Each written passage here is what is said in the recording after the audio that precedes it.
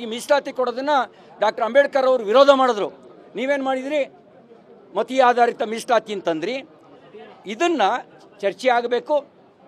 ಜಾತ್ಯತೀತ ಅನ್ನೋದು ಓಲೈಕೆ ಮಾಡೋದಲ್ಲ. ಹಿಂದೂ ಮತ್ತು ಭಾರತೀಯ ದರ್ಶನದಲ್ಲೇ ಸರ್ವಧರ್ಮ ಸಮಭಾವ ಇದೆ. ಯಾರಿಗೆ ಸರ್ವಧರ್ಮ ಸಮಭಾವ ಇಲ್ಲ? ಒಬ್ಬ ಪ್ರವಾದಿ, ಒಂದು ಪುಸ್ತಕ, ಅದ್ರ ಮೇಲೆ ನಂಬಿಕೆ ಇಟ್ಟವರಿಗೆ ಸರ್ವಧರ್ಮ ಸಮಭಾವ ಇಲ್ಲ.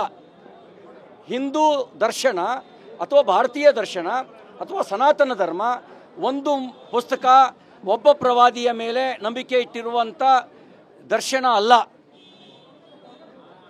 ಜಗತ್ತಿನ ಎಲ್ಲ ಕಡೆಗಳಿಂದ ಒಳ್ಳೇದು ಹರಿದು ಬರಲಿ ಅನ್ನೋದ್ರ ಮೇಲೆ ವಿಶ್ವಾಸ ಇಟ್ಟಿರ್ತಕ್ಕಂಥದ್ದು ಭಾರತೀಯ ದರ್ಶನ. ಹಾಗಾಗಿ ನಮ್ಮ ರಕ್ತದಲ್ಲೇ ಸರ್ವಧರ್ಮ ಸಮಭಾವ ಇದೆ. ಯಾರು ಒಂದು ಪ್ರವಾದಿ, ಒಂದು ಪುಸ್ತಕದ ಮೇಲೆ ನಂಬಿಕೆ ಇಟ್ಟಿದ್ದಾರೆ ಅವ್ರು ಬದಲಾಗಬೇಕು. ಅವ್ರ ಸಂವಿಧಾನದ ಮೇಲೆ ನಂಬಿಕೆ ಇಟ್ಕೊಬೇಕು. ಹಾಗಾಗಿ ನಮಗೆ ಹೇಳ್ಕೊಡ್ಬೇಕಾದ ಅವಶ್ಯಕತೆ ಇಲ್ಲ. ಸಮಾಜವಾದ ಅಂದರೆ ಮಜಾ ಮಾಡೋದಲ್ಲ.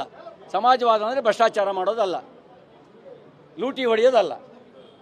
ಈಗ ಸಮಾಜವಾದಿಗಳು ಅನ್ನೋ ಹೆಸರಿನಲ್ಲಿ ಬಹುತೇಕ ಜನ ಮಾಡಿದ್ದು ಭ್ರಷ್ಟಾಚಾರವೇ, ಇನ್ಕ್ಲೂಡಿಂಗ್ ನಮ್ಮ ಪ್ರೆಸೆಂಟ್ CM ಸೇರಿಸಿ.